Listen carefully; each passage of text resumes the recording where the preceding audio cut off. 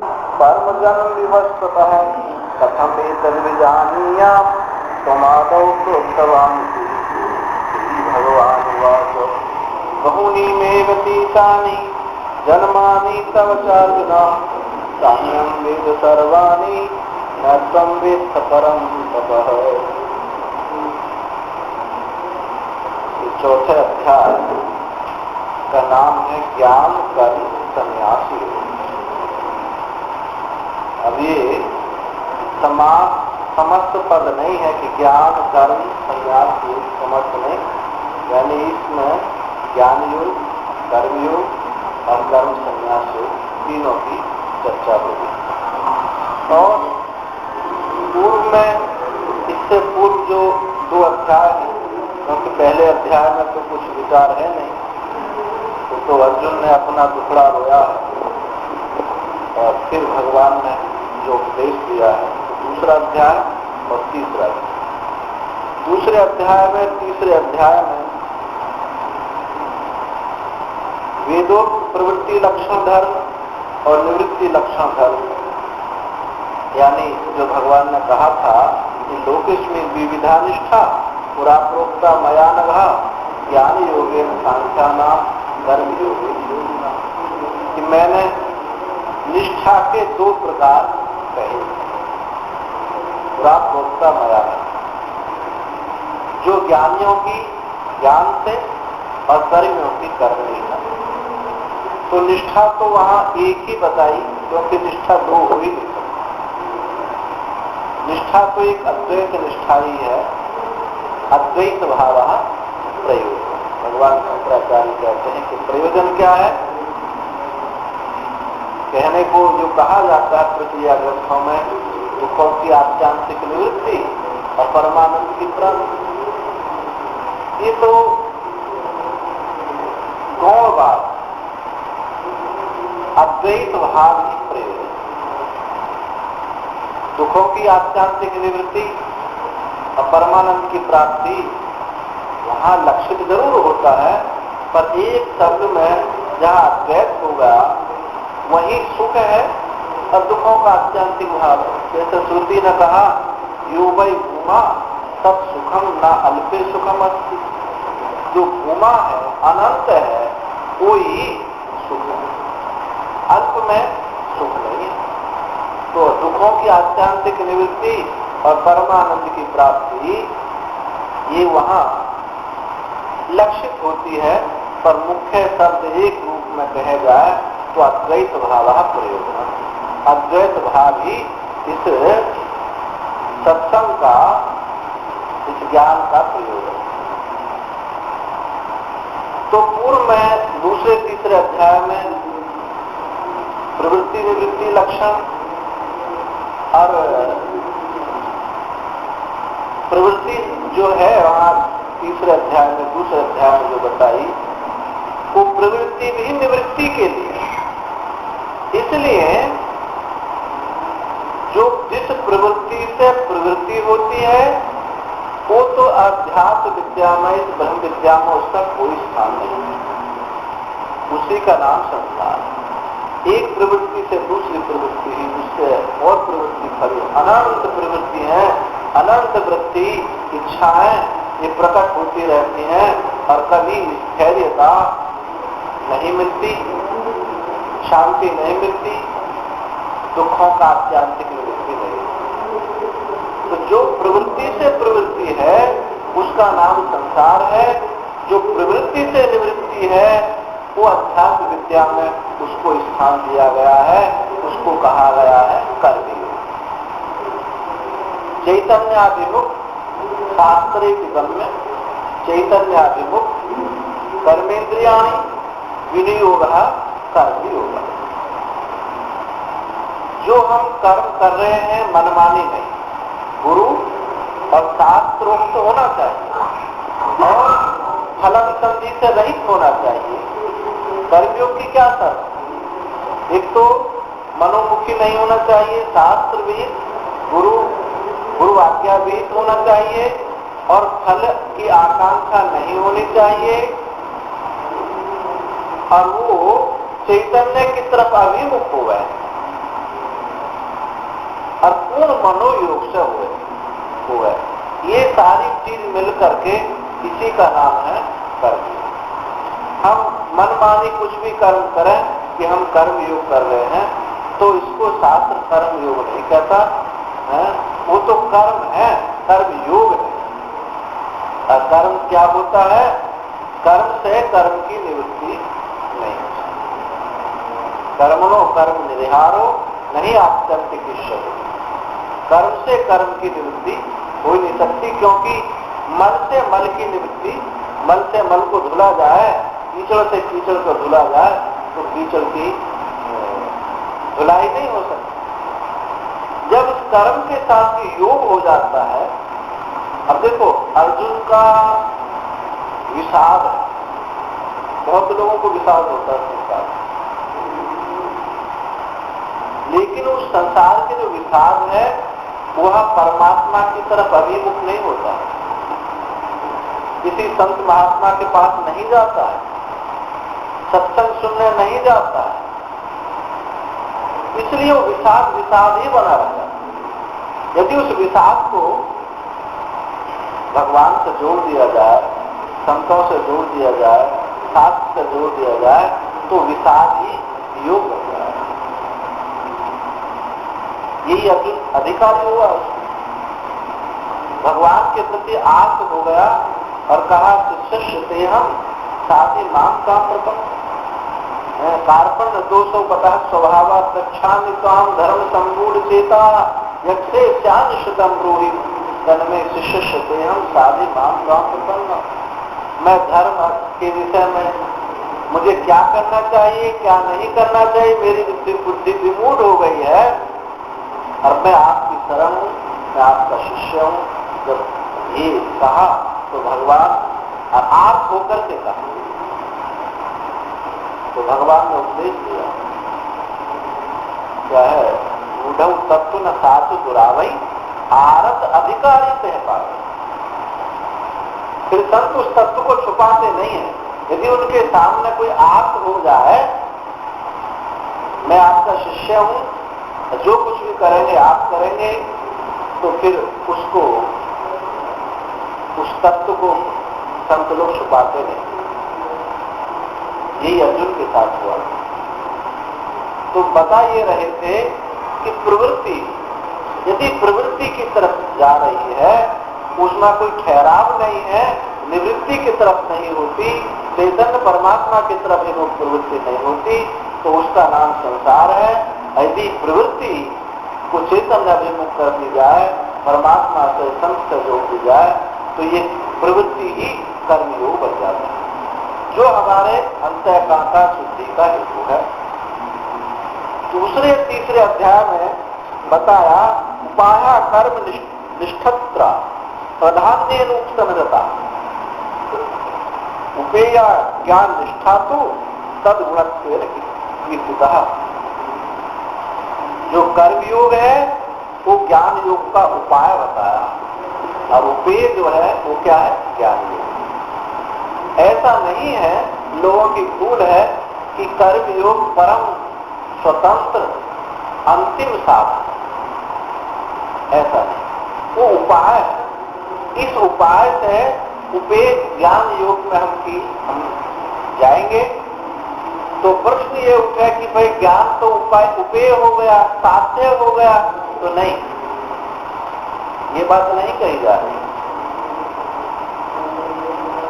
ब्रह्म विद्या ज्ञान ये साध्य है, उपाय है, परंतु इससे उपलक्षित होने वाला जो मोक्ष अपना स्वरूप है वो साध्य नहीं।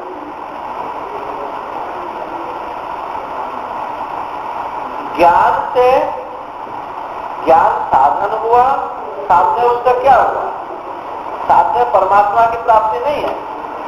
ज्ञान से परमात्मा की प्राप्ति न हुई न हो, ज्ञान का साध्य है अज्ञान की निवृत्ति। अज्ञान निवृत्ति से उपलक्षित परमात्मा नित्य प्राप्त। यदि हम परमात्मा को साध्य बना लेंगे तो साध्य परमात्मा होने पर उसमें वो भी साधन परिच्छिन्न, साधन की परिच्छिन्नता वहां बनी रहे। बिना साधन के परमात्मा की प्राप्ति नहीं होती।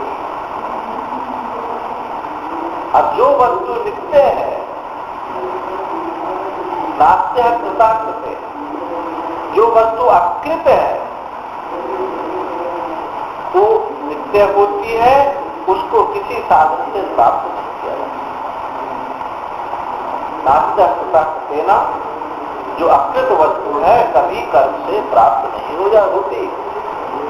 और जो कर्म से प्राप्त होने वाली वस्तु है वो तो नश्वर होगी, अनित्य। कर्म से 4 प्रकार से कर्म का फल हमको प्राप्त होता है। एक उत्पाद से, आप्य या प्राप्य कहो, और संस्कारीय विकार।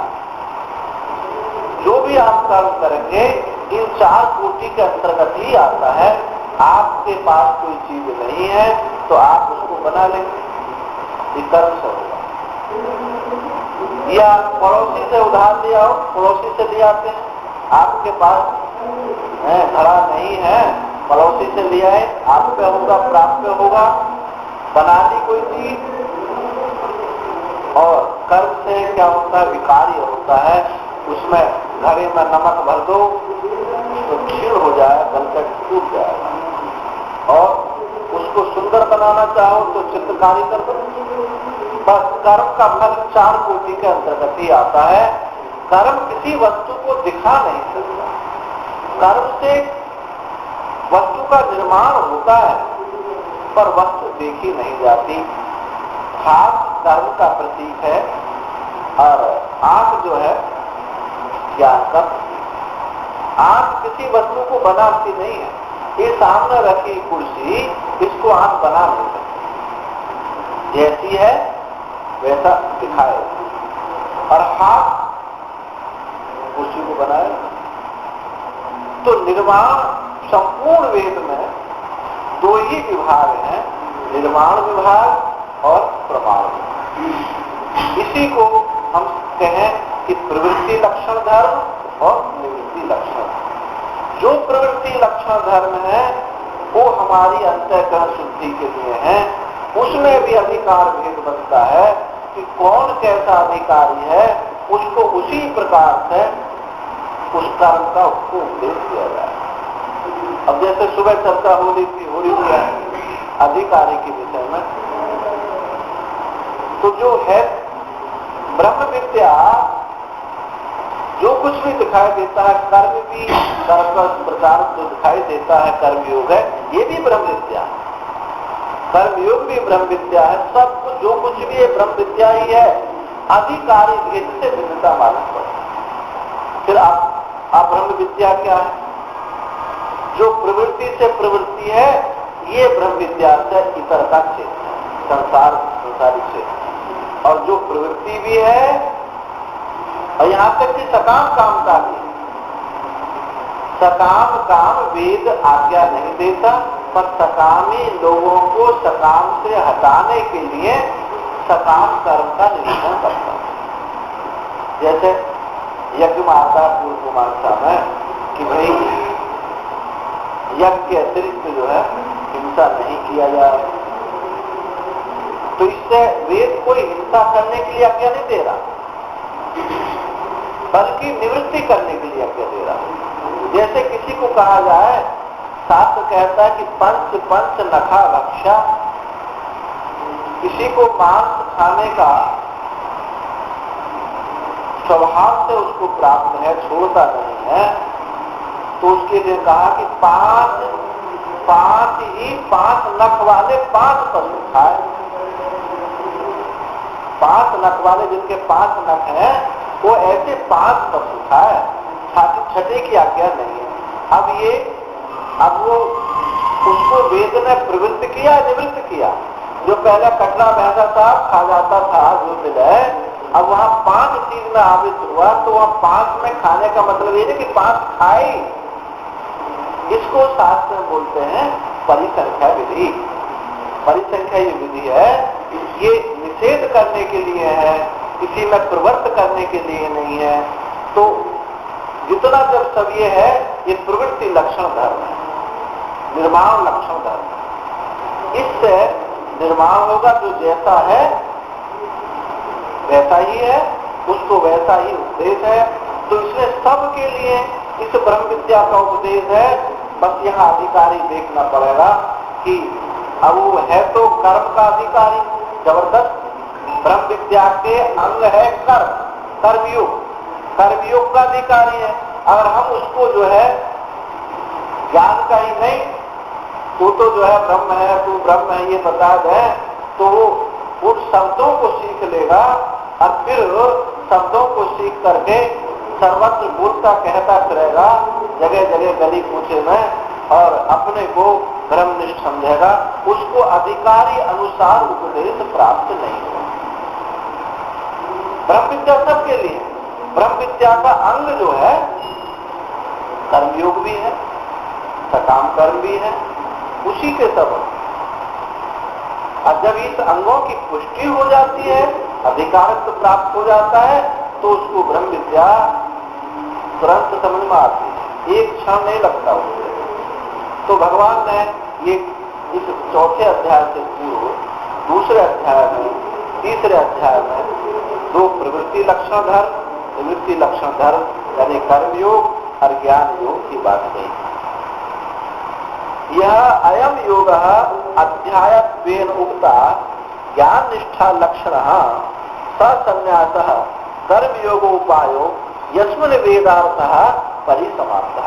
प्रवृत्ति लक्षण निवृत्ति लक्षण, जो ये योग है यानी ये ज्ञान है। भगवान ने ज्ञान को बहुत जगह योग कहा।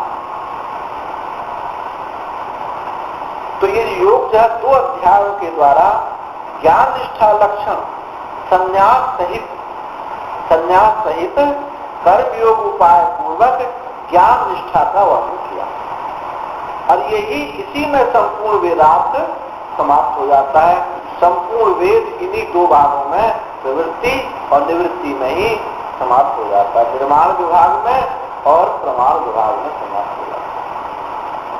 और गीतासु सर्वासु, और संपूर्ण गीता में भी यही बात कही गई है।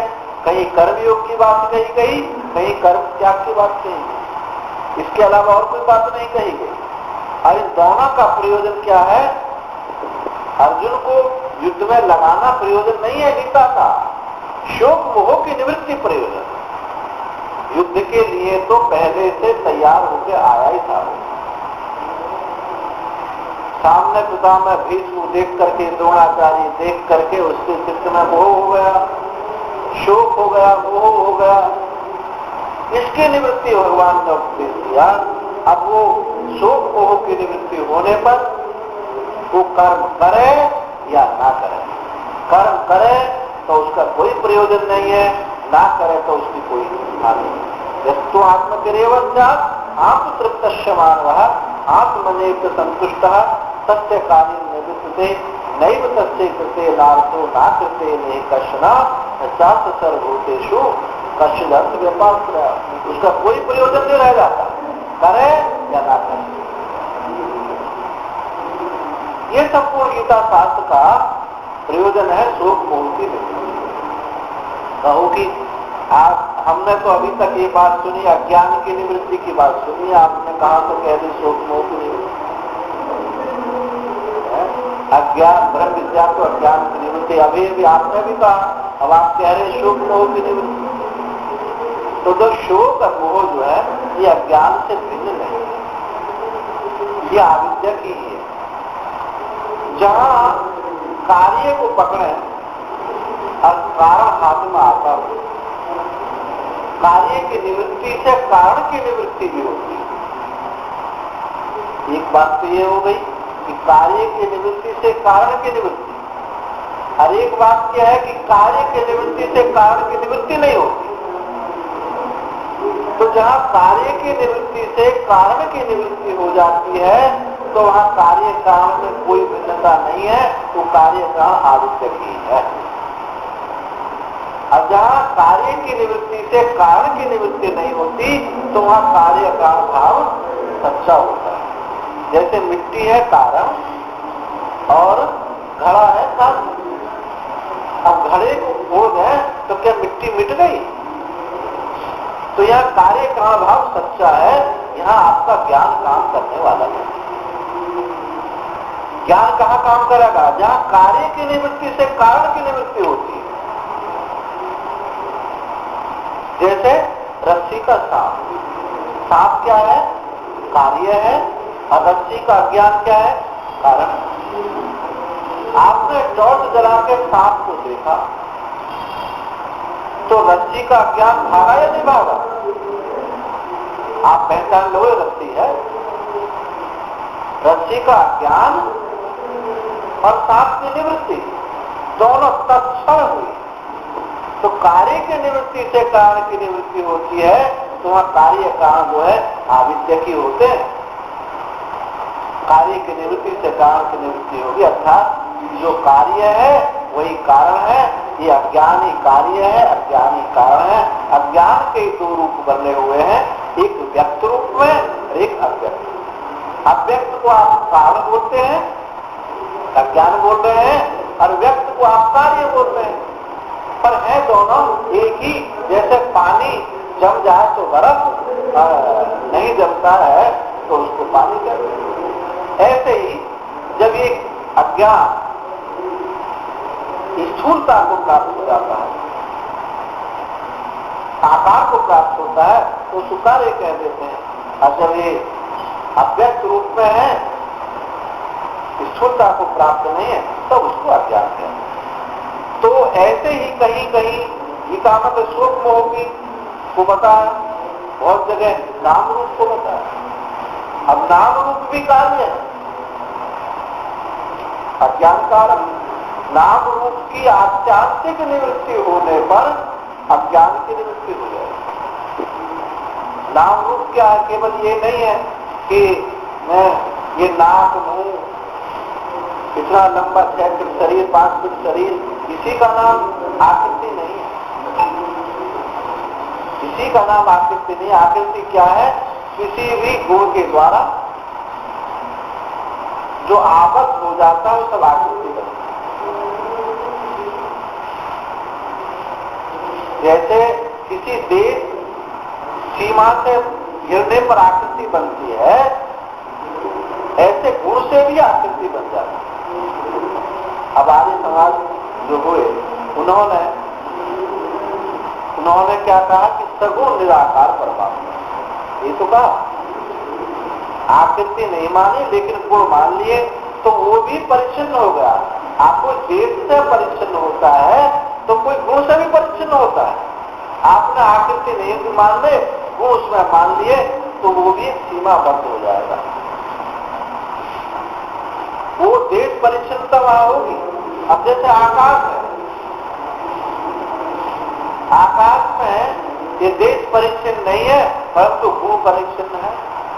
कहते हैं कि शब्द गुण है, शब्द ना हो तो आवाज नहीं हो सकती। किसी को बैठने, आकाश की कृपा से आप लोग हम बैठे हुए हैं, अब साथ देना है आकाश के काम, परंतु दिखाई नहीं देता। इंद्रियों का विषय नहीं बनता, इंद्रियों का विषय नहीं बनता, परंतु मन का विषय तो बनता है। कहते हैं कि आज हमारा चित्त खाली खाली है, ये क्या आकाश? तो गुण से कोई वस्तु आबद्ध हो जाती है, कोई आकृति से आबद्ध हो जाती है, तो सब की सब ये परिच्छिन्नता ही है।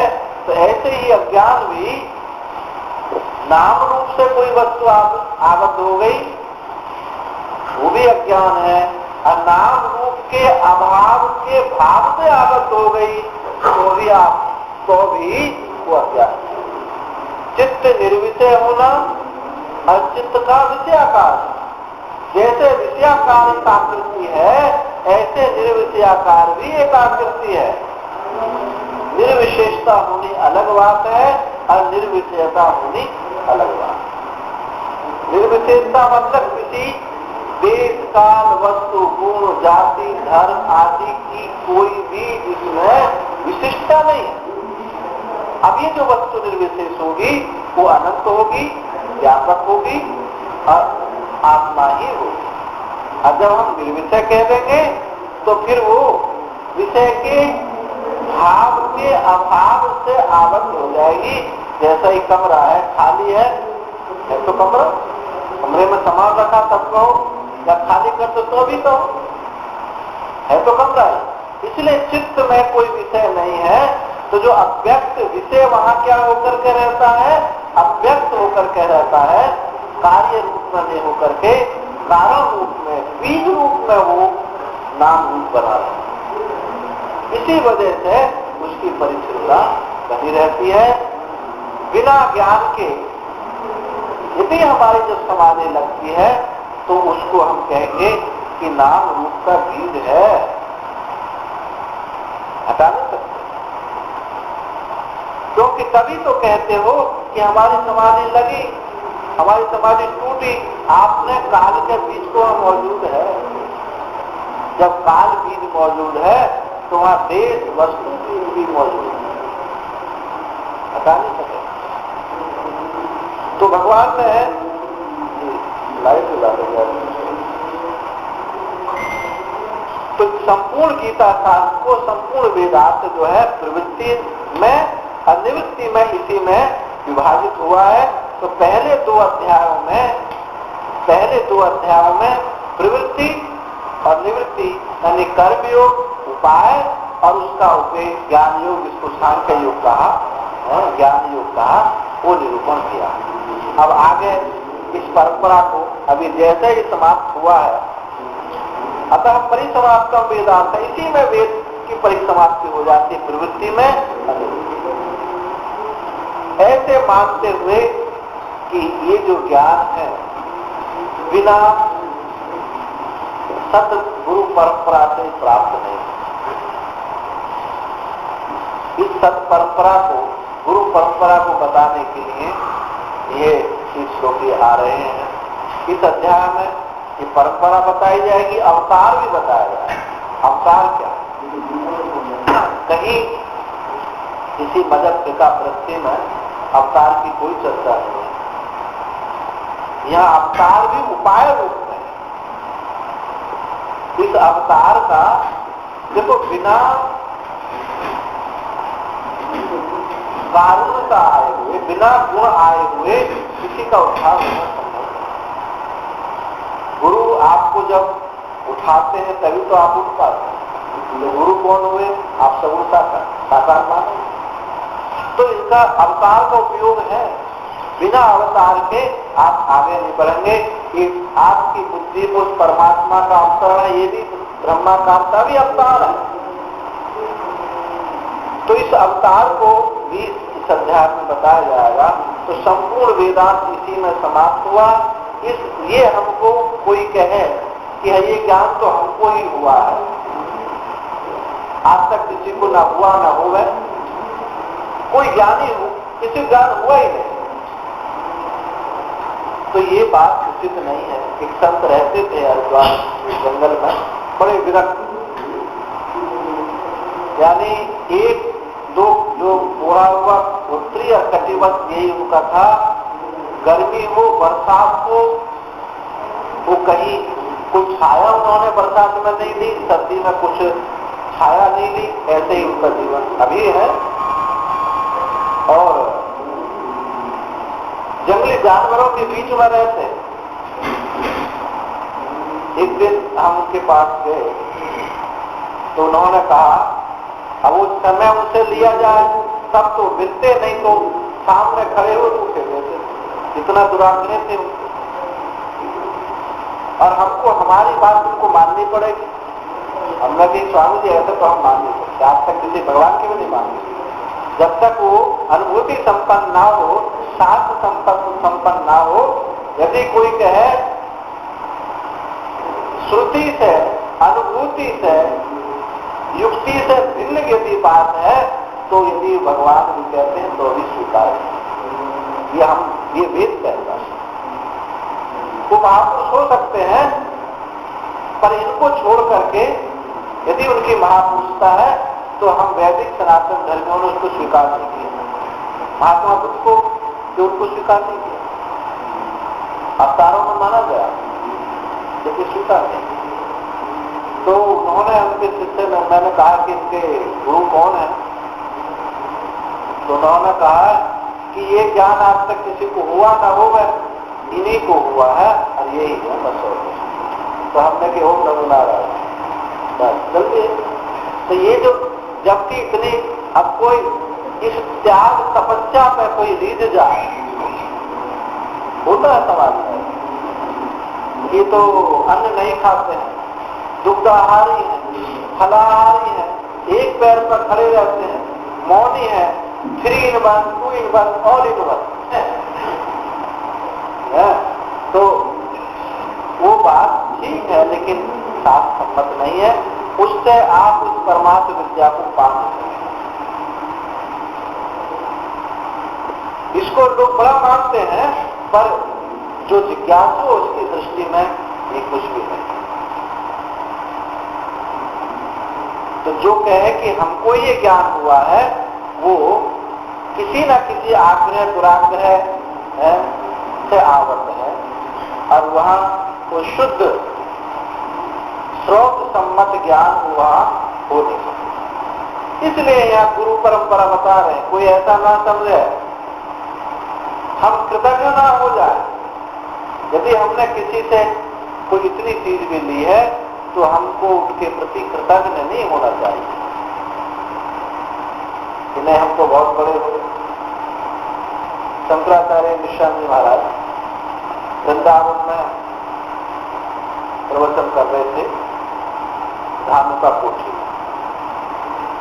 तो वहां के जो प्राचार्य थे, जब वो ब्रह्मचारी थे, उनसे वो व्याकरण संस्कृत पढ़े।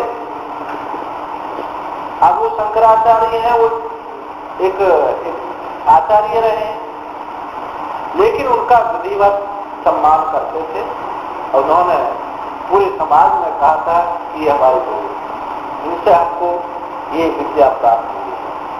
उनको विद्वत शब्द चूड़ामणि की उपाधि प्रदान की। तो जिससे भी हम कुछ लिए हैं, उसके हम कृतज्ञ नहीं होना चाहिए। तो इस दोष की निवृत्ति के लिए, कृतज्ञता के दोष की निवृत्ति के लिए, शिष्ट परंपरा के लिए, और सत परंपरा जो है, ये ज्ञान बिना परंपरा के नहीं आता है, ये अपने स्व की उपज नहीं है, इस बात को बताने के लिए ये परंपरा बता रहे हैं। तो 2 परंपरा हमारे यहाँ है, एक ब्रह्मऋषि परंपरा, एक राजऋषि परंपरा। और राजऋषि परंपरा ब्रह्मऋषि परंपरा से ऊपर हो गई। कई जगह ऐसा देखने को आया है कि क्षत्रियों की परंपरा ब्राह्मणों की परंपरा छोड़नी पड़ गई है। बृहदारण्यक उपनिषद में देखें, छांदोग्य उपनिषद में देखें, ये जो वहां कहा, उद्दालक ऋषि गए, उन्होंने राजा ने कहा, राजा प्रवाहन, कि आपको दुखी होने की जरूरत नहीं है, ये विद्या ब्राह्मणों के पास नहीं थी, पहले हमारे पास है, और पहले ब्राह्मण हो जो तुमको ये विद्या दी जा रही। उपनिषद में वर्णन उसको तो काट नहीं सकता। राज विद्या राजगुह्या नाम, राजाओं की विद्या। तो राजऋषि परंपरा में एक राजा ने अपने पुत्र को, जो राजा अपने पुत्र को विद्या दी, और उसी विद्या के बल पर राजकाज होता था, उसी विद्या के बल पर उनको बल प्राप्त होता था। तो जो राजा भी हैं और ऋषि भी। तो ये राजऋषि परंपरा का वर्णन, ये जो गीता शास्त्र है राजऋषि परंपरा का ग्रंथ है, योग वासिष्ठ ग्रंथ है वो भी राजऋषि परंपरा का ग्रंथ है। तो यहाँ राजऋषि परंपरा को बताते हैं 51 जनक तत्ववेत्ता हुए, 51। और उसी से आगे बताएंगे भगवान भाष्यकार, उसी से उनको बल का आधान होता है। इमं युवस्वते योगम प्रोक्तवानम अद्वयम स्वस्वानुमनवे प्राह मनोइच्छा का भी प्रवीत है। ये जो ज्ञान है, मैंने विवस्वते सूर्य को कहा। क्षत्रिय परंपरा में सूर्य मुख्य है, सूर्यवंश और चंद्रवंश, बल्कि चंद्रवंश सूर्यवंश से ही निकला है। श्रीमद् भागवत के अनुसार आप देखेंगे तो चंद्रवंश सूर्यवंश से ही निकला है। तो इसलिए क्षत्रियों का मूल पकड़ लिया सूर्य। तो ये मैंने ज्ञान, भगवान कहते कि मैंने ज्ञान ये किसको दिया? सूर्य को दिया। प्रोक्त वाहन अत्यम, और ये कैसा? अविनाशी है। अविनाशी ज्ञान मैंने ये सूर्य को दिया। और विवस्वान मनवे प्राह, अब मनु विवस्वान में सूर्य ने ये ज्ञान मनु को कहा, और मनु ने इच्छा को कहा, ये आदि राजा है इच्छा को, उनको ये ज्ञान बताया। तो ऐसे ये परंपरा रही क्षत्रियों की। और ब्रह्म ऋषि परंपरा क्या है? नारायणम पद्भवम वशिष्ठम शक्ति तत्पुत्र पराशरम च व्यासम शुकम गौड़ पदम महांतम गोविंद योगिंद्र मथास शिष्यम तम शंकराचार्य मथास शिष्यम त्रोटकम क्या है कि नारायण भगवान ने ब्रह्मा को कहा, नारायण पद्भवम वशिष्ठम, और ब्रह्मा जी ने अपने मानस पुत्र वशिष्ठ को कहा, नारायण पद्भवम वशिष्ठम, और वशिष्ठ ने शक्ति को कहा, शक्ति शक्ति तत्पुत्र पराशरम, शक्ति ने अपने पुत्र पराशर को कहा, पराशर ने अपने पुत्र पाराशर व्यास को कहा। नारायण पद्भवम वशिष्ठम शक्ति तत्पुत्र पराशरम च व्यासम शुकम, व्यास ने अपने पुत्र शुक को कहा, शुक ने गौड़पाद को कहा, गौड़पाद ने गोविंद भगवत पाद को कहा, और गोविंद भगवत पाद ने शंकराचार्य को कहा, और शंकराचार्य ने अपने चारों शिष्यों का। उसी चारों शिष्यों, उसी परंपरा से ये आज हम लोगों के बीच में ये ज्ञान इस अवच्छिन्न रूप से कह रहा है। तो ये ब्रह्म ऋषि परंपरा रही। तो राजाओं की परंपरा जो वो राजपाट करते थे, अनासक्त होकर के इसी ज्ञान के बल पर करते थे। नहीं तो आज किसी को कोई संपत्ति प्राप्त हो जाए, बस उसी में आसक्त हो जाते हैं और उसी में मर जाते हैं, तनिक भी वहां से अलग होते नहीं है। चाहे कोई बच्चे कितना अपमान करे, लेकिन वहीं रहे। बस ये जो आसक्ति है, ये क्यों प्राप्त नहीं हुई? क्योंकि हम इस ब्रह्म विद्या से दूर रहे। यदि हमारे जीवन में सत्संग ब्रह्म विद्या होती तो बीच में रह करके भी हम अनासक्त रहे। तो जो बल आधान हुआ है, इसको कहा है बल। ये नहीं है कि हाथी का बल, उसको बल नहीं कह रहा था। क्या है? धर्मा विरुद्ध भूतेषु कामोषु भर्तृषव से पहली पंक्ति क्या है? राग आसक्ति से रहित जो बलवानों का बल है, वो याद नहीं आई पंक्ति कहाँ हो। उसी में मैं बलवानों में बलवान हूं, माने राग द्वेष आसक्ति से रहित जो बल है वो मैं। हाथी का बल राग द्वेष आसक्ति से रहित होकर नहीं होता। कोई बलिष्ठ पुरुष है वो उसको बलवान नहीं कहा। जो राग द्वेष से रहित होकर के जिसका बल है, वही बल है, वही इन राजाओं को प्राप्त होता। इसलिए 50 साल होने के बाद में जंगल चले जाते। यदि आसक्ति होती तो जंगल नहीं जाते। वहीं चल के मरते, बिल्कुल नहीं जा सकते थे, कोई चिंतन विचार नहीं कर सकते थे, लेकिन छोड़कर चले जाते हैं।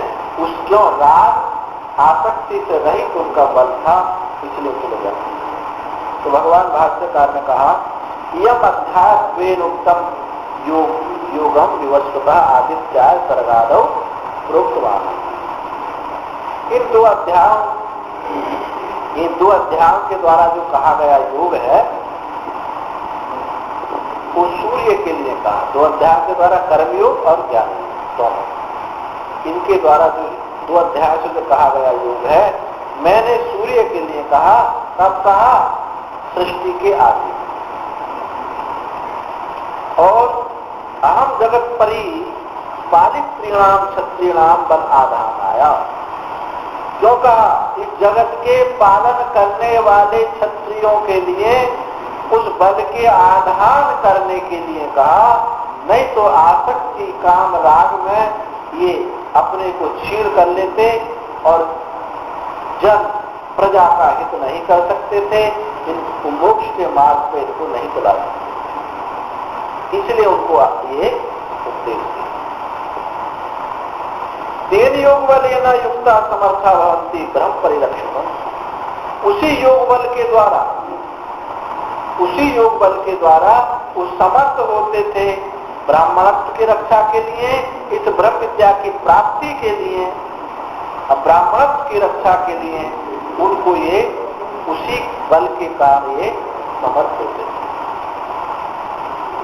ब्रह्म क्षत्रिय परिपालित, और आज भी देखा जाए, उस समय की तो बात छोड़ो, ब्राह्मण क्षत्रिय यदि सही एक दिशा में दोनों एक होकर हो जाए तो समस्त ब्रह्मांड पर राज्य कर सकते। तो ब्रह्म क्षत्रिय परिपालित, इस ब्राह्मण क्षत्रिय के परिपालन करने के लिए जगत परिपालित, बस इसी में जगत का परिपालन हो जाता है। यदि ब्राह्मणत्व और क्षत्रियत्व की रक्षा हो जाए, ज्ञान की रक्षा हो जाए, प्राण की रक्षा हो जाए, प्राण अंतःकरण और प्राण, अभी शरीर में और कुछ नहीं दिखाई देता, इन्हीं से सब संचालित हो रहा है। आपका अंतःकरण है और प्राण ना चले तो अंतःकरण कुछ नहीं कर सकता, प्राण चले और अंतःकरण सुसुप्त हो जाए, कोमा में चला जाए, प्राण चलता रहेगा और कुछ विचार नहीं हो तो भी कुछ नहीं होगा। इसलिए ब्राह्मण क्षत्रिय के परिपालन माने प्राण की और इस ज्ञान और प्राण का यदि ठीक प्रकार से परिपालन है तो इसी से संपूर्ण जगत की रक्षा है, इसके अतिरिक्त कुछ नहीं। नहीं अक्षय योग से सम्यक दर्शन निष्ठा लक्षण से यो मोक्षाख्य फलम, ये जो फल, इसका फल क्या है? अविनाशी फल है। ये सम्यक दर्शन जो निष्ठा है, अद्वैत भाव जो प्रयोजन है, इसका फल क्या है? मोक्ष। और मोक्ष ये विनाशी नहीं, ऐसा फल नहीं है जो टपक जाए, गिर जाए, जिसमें कीड़ा लग जाए, गल जाए, सड़ जाए, ऐसा फल नहीं है। ये फल ऐसा है कभी विनाश को प्राप्त हुआ ही नहीं। अपना अस्तित्व मैं पना, है पना, कभी है पने की मृत्यु नहीं हो सकती। यदि है पने की मृत्यु हो जाए तो उस है को जो मृत्यु हुई है उसको कैसे बता पाओगे कि मर गया है? कैसे जानोगे? यदि है मर जाए तो है मर जाए, ज्ञान मर जाए, तो कैसे बताओगे कि ये है मर गया है, ये ज्ञान मर गया है? उसको जानने वाला भी तो कोई होगा, तभी तो आप कहते हैं कि मैं ही जानता। जानने वाला कभी मर नहीं सकता, और जो है वो भी कभी नहीं मर सकता। है अधिष्ठान और ज्ञान है प्रकाशक। अधिष्ठान प्रकाशक की नित्य एकता सिद्ध होती है। प्रकाशक अधिष्ठान से भिन्न नहीं रहता। यदि प्रकाशक अधिष्ठान से भिन्न हो जाए तो इसी का नाम है वृत्ति। सीमित सीमित पकड़ करके अभी घटाकार वृत्ति हुई, फलाकार वृत्ति हुई, यानी प्रकार छोटी छोटी वृत्ति के रूप में ये ऐसा हो जाए, सीमित हो जाए, बढ़ेगा तो नहीं, पर टुकड़े टुकड़े के रूप में ऐसा भासने लगेगा। यही उसकी परिचितता, यही संसार है। तो ऐसा जो ज्ञान है ये मोक्ष जिसका अविनाशी फल है, इस ज्ञान को भगवान ने सूर्य को कहा, सूर्य ने मनु को कहा और मनु ने ईश्वर को कहा, या ऐसे भी समझ सकते हैं। सूर्य क्या है? धियो यो नः प्रचोदयात्, जो बुद्धि का प्रकाशक है। सूर्य आत्मा जगत चतुष्षा, ये कहता है कि सूर्य आत्मा है, जगत का स्वामी है और प्रकाशक है। हमारी धियो यो नः प्रचोदयात्, जो बुद्धि का प्रकाशक है, प्रकाशन सामर्थ्य सूर्य है। तो विवस्वान ये सूर्य है, बुद्धि है, बुद्धिमानो, और मनु क्या है? ये मन है, और इक्ष्वाकु क्या है? ये इंद्रिय है। तो वो ज्ञान सबसे पहले कहाँ प्रकट होता है? बुद्धि में प्रकट होता है, और वो ज्ञान ही अंत मन में आता है, और वो ज्ञान ही फिर इंद्रियों में आता है। मानी कोई क्षत्रिय परंपरा से किसी को एलर्जी होती हो तो ऐसे मान लो, पर ऐसा है नहीं। अनेक शास्त्रों में ये परंपरा है, क्योंकि बहुत लोग होते हैं ऐसे कि भाई ये ज्ञान तो ब्राह्मण को ही हो सकता है, उसमें भी दंडी स्वामी को हो सकता है, ऐसा बोलते हैं लोग। तो ऐसा नहीं, ये स्वतंत्र है, सब जगह प्रकट हो सकता है। या ऐसे भी समझ सकते हो, बुद्धि जो है विवस्वान या ब्राह्मण है, मन जो है ये क्षत्रिय है, इच्छा को जो है ये सब गौरव सबको हो सकता है। और जो किसी को हो किसी को ना हो, तो इस ज्ञान की स्वतंत्रता कहाँ रह गई? ये तो हर जगह प्रकट हो सकता है। बस उसी की यही है कि हमारा अंतःकरण का निर्माण होना चाहिए, शुद्ध होना चाहिए। क्योंकि जो प्रतिबिंब है, बिंब है, वो शुद्ध दर्पण में ही दिखाई दे सकता है, अन्यथा दिखाई नहीं दे सकता। अब जैसे जैसे दर्पण शुद्ध हुआ है, वैसे वैसे इसका प्रतिबिंब आभास वहां प्रकट होने लगा। तो भगवान ने इस श्लोक में ये बात बताई, परंपरा बताई, और दूसरे श्लोक में कहते हैं एवं परंपरा प्राप्तम इमं राजर्षयो विदुः सकाले ने महतायु को नष्ट परंपरा। इस प्रकार ये परंपरा से इमं ज्ञानम प्राप्तम, ये ज्ञान परंपरा से प्राप्त हुआ है राजऋषियों को। उनके पिता ने, पूर्वजों ने, उन्होंने अपने शिष्य को, पुत्र को ये ज्ञान दिया। ऐसे हम परंपरा से ये प्राप्त हुआ है। तो भगवान ने कहा कि भाई परंपरा से प्राप्त हो तो अर्जुन क्यों दुखी है? धृतराष्ट्र जो राजा है उसने सारा एक खेत बिगाड़ रखा है, उसको क्यों नहीं प्राप्त हुआ? वो भी तो परंपरा में है भाई, वो भी तो गद्दी हस्तिनापुर सिंहासन पर उससे पहले राजा हुए, उससे पहले उसी परंपरा में प्राप्त हुआ है। तो ये सारे वीर धृतराष्ट्र ने बोल दिए कि परंपरा से प्राप्त होता तो ये महाभारत क्यों होता? तो भगवान कह रहे हैं कि देखो, काले ने महता दीर्घेण, बहुत लंबे काल से योगो नष्ट परम, ये योग नष्ट हो गया। अब ये ज्ञान किसी अनधिकारी को जब पहुंच जाता है, प्रवृत्ति में है और उसको अनधिकारी नहीं कहते। जो प्रवृत्ति है, ठीक है, आप ज्ञान की बात तो नहीं समझ सकता है, लेकिन सेवा की बात समझता है,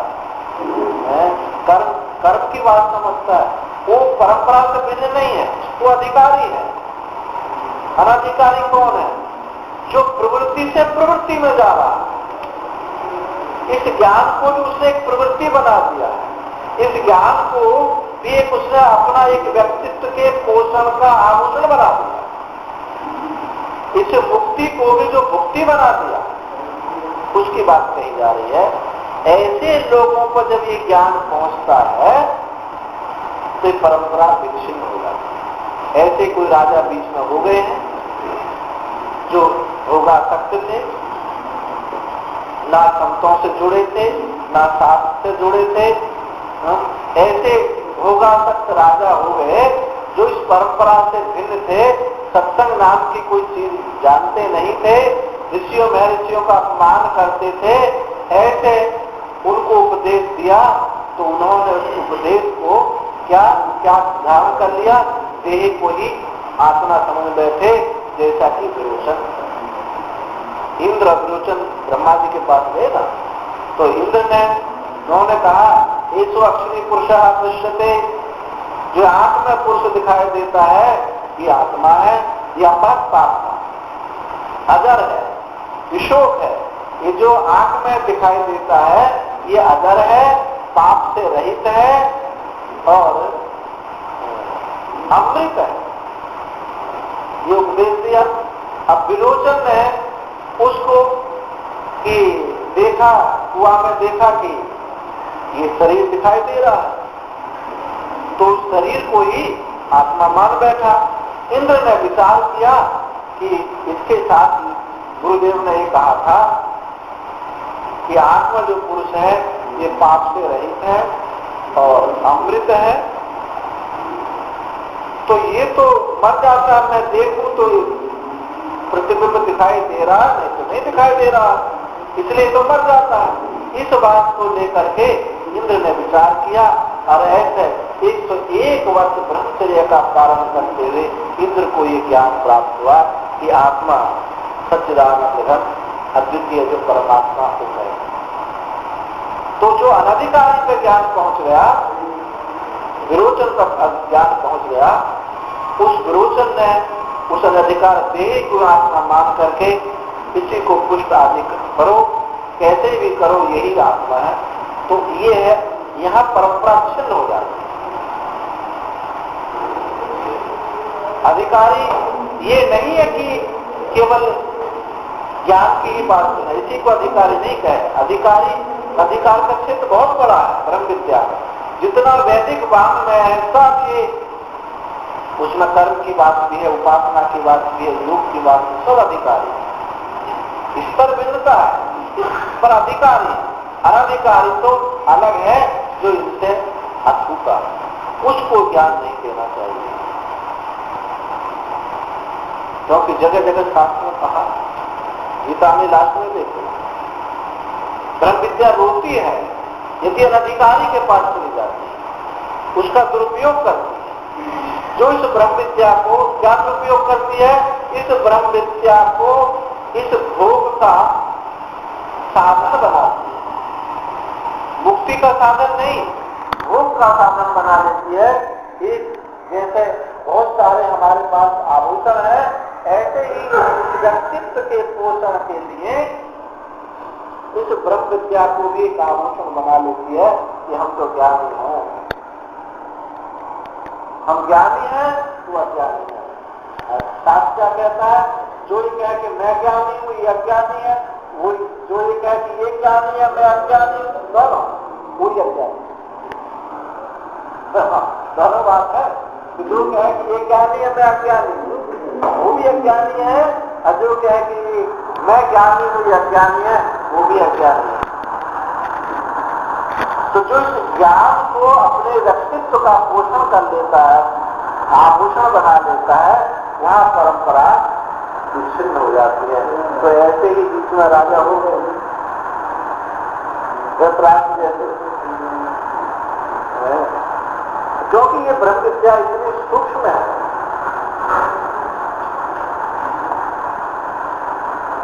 बिना उज्ज्वल नेत्रों के, बिना सुशाग्र बुद्धि के, बिना पवित्र बुद्धि के, बिना महापुरुषों के शरण में जाए, बिना महापुरुषों के शरण में जाए बिना, महापुरुषों की चरणों की में लूट पोट हुए बिना ये ब्रह्म विद्या हाथ नहीं लगती। इतनी सूक्ष्मता की होने की वजह से उसके इर्द गिर्द घूम जाते। जैसे पितामह वीर ने प्रतिज्ञा की थी कि मैं हस्तनापुर राज्य की रक्षा करूंगा, लेकिन हस्तनापुर राज्य के अत्यंत सन्निकट धृतराष्ट्र की रक्षा करना उन्होंने अपना उद्देश्य बना दिया। हस्तनापुर राज्य की रक्षा नहीं, हस्तिनापुर राज्य की रक्षा कम होती जब युधिष्ठिर को राजा बना देते, क्योंकि धृतराष्ट्र हस्तिनापुर राज्य सिंहासन के अत्यंत सन्निकट है। अत्यंत सन्निकट होने की वजह से कभी कभी ऐसा लगता है कि यही वस्तु वो परम तत्व है। उपास्य ये ब्रह्म को ही हम शुद्ध ब्रह्म समझ लेते हैं, उपास्य ब्रह्म को ही शुद्ध ब्रह्म समझ लेते हैं, जबकि ये ब्रह्म और ये ब्रह्म में भिन्नता है। मन के द्वारा प्राप्त होने वाली अलौकिकता को परमात्मा समझ लेते हैं, क्योंकि श्रुति से ऐसी श्रुति का हमने विचार किया, महापुरुषों के चरण में रहे तो श्रुति उस भ्रांति को काट देती है। क्या बोलती है श्रुति? एकदम यदिदम उपासते यन मनसार मनुते ये नाहुं मनोमतम तदेव ब्रह्म तुम विद्धि एकदम यदिदम उपासते। वो मन के द्वारा मनन नहीं किया जा सकता, बल्कि मन जिसकी शक्ति से मनन करता है उसी को तुम ब्रह्म जानो। ये इदम रूप से निदम इदम उपासते, इदम रूप से ब्रह्म है,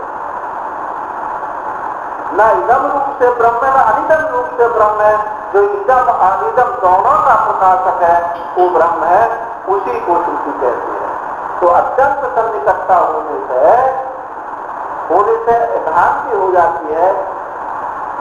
अब आंख में कोई चिंता ले रहा है, अब बहुत छोटा है, यदि करकराए नहीं तो आपको आप ये नहीं कहेंगे कि इसमें तिनका पड़ा हुआ। अब जब वो करकराएगा तब कहोगे कि मेरे कोई आंख में कुछ गिर गया। ये करकराना ही से महसूस होता है, और जिन लोगों को करकराता नहीं है तो वो यही जो विच्छिन्न परंपरा है, इसी विच्छिन्न परंपरा में, इसी पामर परंपरा में बहते रहते हैं। ये करकराने का नाम ही वैराग्य है, ये करकरा का नाम ही साधु संगति है, इस करकरा का नाम ही ये संतों महापुरुषों के पास जाना, सत्संग सुनने का नाम ही करकरा। यदि करकरा नहीं करकराता है तो भाई आप उससे दूर ही हैं। तो अत्यंत सन्निकट होने की वजह से ये मालूम नहीं पड़ता है कि भ्रांति कोई हम प्रमाणिकता मानने लगते हैं, इसी को स्वरूप मानते हैं। तो ये भगवान ने कहा कि परंपरा जो शिवम परंपरा प्राप्तम, ये परंपरा को जो प्राप्त हुआ था ये सकाले में बहता। देखो ज्ञान कभी नष्ट नहीं होता, ज्ञान की परंपरा नष्ट होती है बीच बीच में। ऐसे अब कोई महात्मा है, उनके कोई शिष्य ऐसा हो गए, अब परंतु उनको तो उस ब्रह्म विद्या का बोध है ही नहीं। अब हम नहीं, हमारे वो उस परंपरा में हम तो इन्हीं को गुरु बनाएंगे, हम तो इन्हीं को उपदेश देंगे। वो उपदेश जो है ब्रह्म विद्या का नाम लेकर के आपको संसार की भोग विद्या का उपदेश दे रहे हैं, तो परिच्छिन्नता लुप्त हो गई। और आपको लग रहा है कि हम एक परंपरा में जा रहे हैं, लेकिन परंपरा में परिच्छिन्न हो गई। अब कौन कह सकता है कि हाँ ये क्षत्रिय परंपरा, ये सूर्य वंश है, चंद्र वंश है, अब सोच रहा है। अब बीच में कोई ऐसा अनाचारी दुराचारी शरीर आदमी कोई प्रकट होगा तो कैसे कहोगे हम उसी परंपरा में। तो अब इसका कुछ गुणवत्ता से पता चलता है, भले ही आपको ऐसा लगा देखा नहीं है, लेकिन कुछ गुणवत्ता ऐसी होती है, कुछ गुणवत्ता से पता चलता है कि हम उसी परंपरा में हैं। क्यों? ये परंपरा हमारे पूर्वजों में थी, हम में जो की तरह मौजूद है, तो बीच में कोई विसंगति नहीं आई है। जैसा कि उपनिषद में वर्णन आता है, सबका काम जावा। जब सत्य काम गुरु जी के पास गए, कालक ऋषि के पास गए, गुरु जी ने पूछा कि तुम्हारा गोत्र क्या है? तो मां ने कहा था कि मैं पति सेवा में, अभ्यागतों की सेवा में इतनी तल्लीन थी, मैंने गोत्र नहीं पूछा और तुम्हारे पिता चल गए। इसलिए कहना गुरुदेव से कि माँ का नाम जावाल है और मेरा नाम सत्यकाम है, ऐसे तो कह देना। कह सत्यकाम जावाल हूँ, मैं जावाल का पुत्र सत्यकाम हूँ, ऐसा कह देना। उद्दालक ऋषि ने कहा कि जो इतना सच्चाई से बोल सकता है, कोई छुपा नहीं रहा है किसी प्रकार की बात, कि निश्चित रूप से ब्राह्मण। या तू समझा लिया, मैं तेरा यज्ञ पवित्र। ये परंपरा क्यों नहीं, जबकि बीच में भ्रांति से मालूम पड़ रही है, क्यों नहीं? ऐसे यदि हमारे चित्त में इस ब्रह्म विद्या का प्राकट्य हो रहा है तो हमारी परंपरा क्षीण नहीं। ये लक्षण देखना चाहिए। तो ये जो परंपरा क्षीण होती है, इसी प्रकार से ज्ञान तो कभी नष्ट नहीं होता, परंपरा छिन्न हो जाती है। तो कह रहे हैं भगवान, ये परंपरा छिन्न हो गई है, ये योग नष्ट प्राय हो गया है, इसलिए मैं तुझे फिर इसका उपदेश दूंगा। चलो मंत्र पूर्णमदः पूर्णमिदं पूर्णात् पूर्णस्य पूर्णमादाय पूर्णमेवावशिष्यते। ओम शांति।